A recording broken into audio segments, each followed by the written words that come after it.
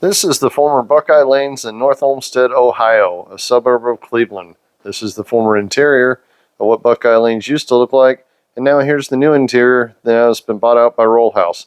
Let's look a little bit more at what they're doing on the inside. Here's a view from the concourse looking at what used to be lanes 9 through 22. It's interesting, you can still see the outline on the floor of the scores and ball returns. Hello, garage bowling alley from the former Buckeye Lanes. I'm standing in the middle of what was lanes, I think 9 through 22. They've been removed. They've been bought by Rollhouse. And I'm standing on where lane 21 and 22 used to be, the TD pair. Here's the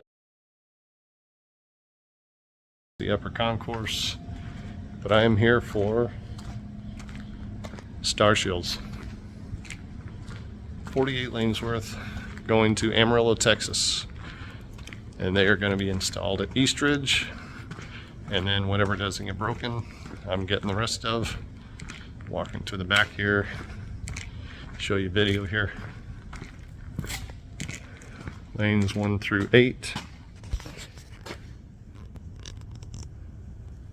Gearboxes and parts off the pin setters they yanked out. And I'm standing where the pin setter would have been on lane number 9, right here. It's the former back end. They're walling that off. They're putting a game room in the middle. But we are here to load up 48 lanes of Starshields, and then I'm headed home this afternoon. Tony gets to drive back in a U-Haul with all of them. Anyways, just checking in.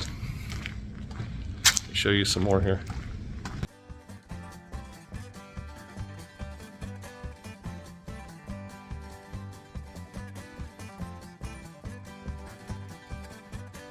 And we got more. Here's some more Starshields piled up. They were down around lane 9 and 10.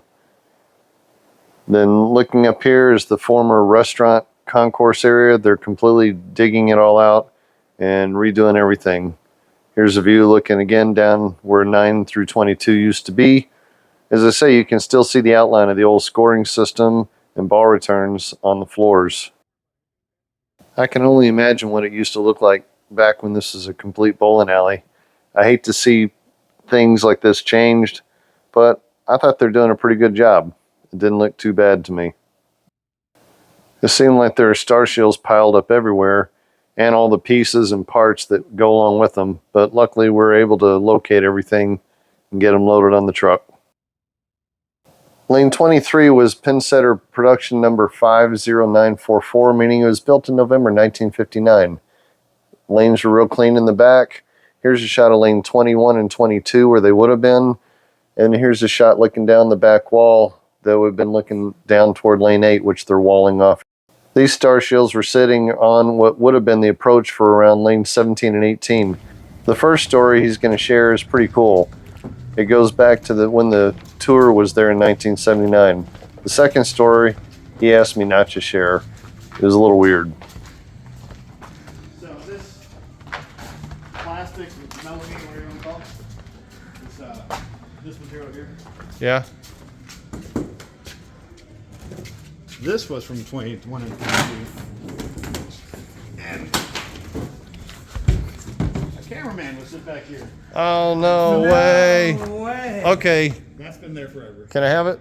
That's been earmarked for like 6 different people. Oh, man. And then, That's cool.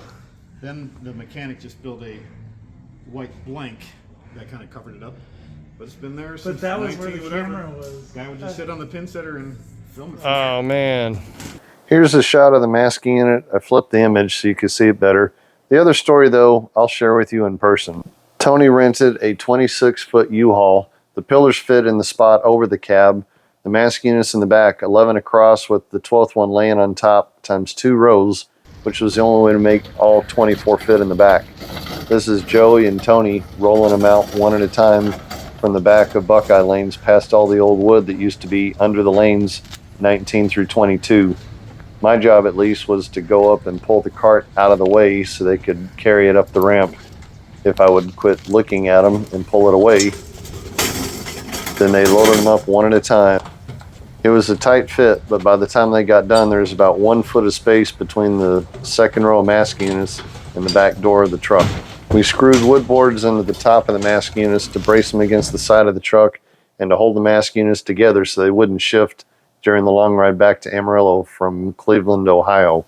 There were some old mask unit panels laying out by the trash that we were able to use as some extra padding to put on top of things. Here's a look at lane 23, looking up toward the high end, but they had a birthday party come in, so let's enjoy some Brunswick pin setter action.